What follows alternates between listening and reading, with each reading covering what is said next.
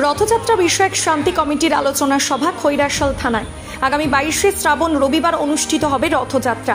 সেই উপলক্ষে সোমবার খৈরাশাল থানার আয়োজনে স্থানীয় থানার সভাগৃহে রথযাত্রা কমিটির সদস্য সহ এলাকার বিশিষ্টজনদের নিয়ে একটি শান্তি কমিটির আলোচনা সভা অনুষ্ঠিত হয়। থানার তরফে উপস্থিত সকলকে অবগত করা হয় যে অন্যান্য বছরের ন্যায় এবারও নির্দিষ্ট রাস্তায় পথ পরিক্রমা করবে। দুর্ঘটনা এড়াতে রাস্তার ওপর ঝুলে থাকা ইলেকট্রিক তার থেকে সাবধান সতর্কভাবে সেই সমস্ত জায়গায় রথ নিয়ে যাওয়ার কথা বলা হয়।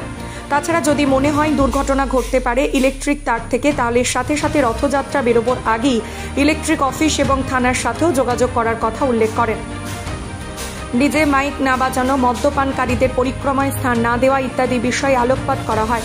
সামাজিক সচেতনতার লক্ষ্যে জমি কেনা, গাড়ি কেনা, সাইবার ক্রাইম থেকে সতর্ক থাকা, এলাকায় অপরিচিত বা সন্দেহজনক লোক দেখলে থানায় খবর দেওয়া, ফেসবুকের বিদ্বেষমূলক পোস্ট থেকে সতর্ক থাকার আহ্বান জানান।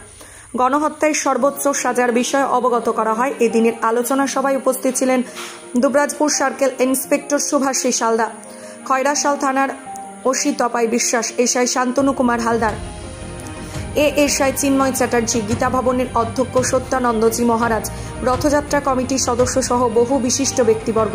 বীরভূম থেকে শেখ রিয়াজউদ্দিনের রিপোর্ট, নিউজ at the 20। আজকে খৈরাশাল থানা পক্ষ থেকে আমাদের আহ্বান জানানো হয়েছিল, আমাদের থানার বিভিন্ন প্রান্তে যে সমস্ত রথ উৎসব হয়, আগামী 7 তারিখ রথ আছে। তো আমি গীতা ভবন থেকে এসেছি। খৈরাশাল বলরাম প্রভুর এখানে প্রতিনিধিরা আছেন মন্দির থেকে, এবং ভীমগড় থেকে, জামরান থেকে, যে সমস্ত জায়গা থেকে, ময়নাডাল, সমস্ত স্তরের সব এসেছেন আর কি। বড়বাবু আহ্বান করেছিলেন। আজকের অনুষ্ঠানে পুলিশের সার্কেল ইন্সপেক্টর ছিলেন সিআই সাহেব, এবং ওসি সাহেব ছিলেন। চিন্ময়বাবু সবসময় আছেন অ্যাক্টিভ এবং সকলকে নানাভাবে আপ্যায়ন করছিলেন, এবং আমরা খুব আনন্দ পেয়েছি। আজকে বড়বাবু আলোচনার প্রথমেই উপস্থাপনা করলেন যে এবার নতুন আইন হয়ে গেছে।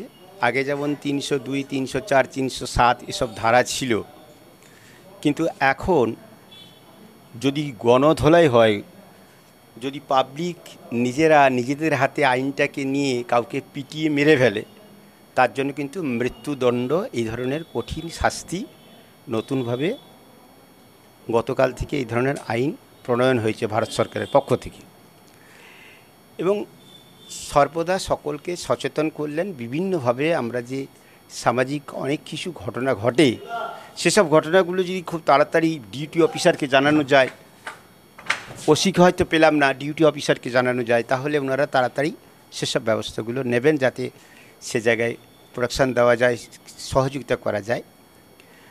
না ধরনের উপদেশ, যদি কোনো উপদেশ থেকে থাকে, সেটাও বড়বাবু বললেন যে আপনারা আমাদের সঙ্গে ভাবের আদান প্রদান করবেন, আমরা উভয়ের সহযোগিতায় সুন্দরভাবে আগামী দিনটা কাটাবো। রথ উৎসব সম্বন্ধে তিনি গাইডলাইন দিলেন যে যেভাবে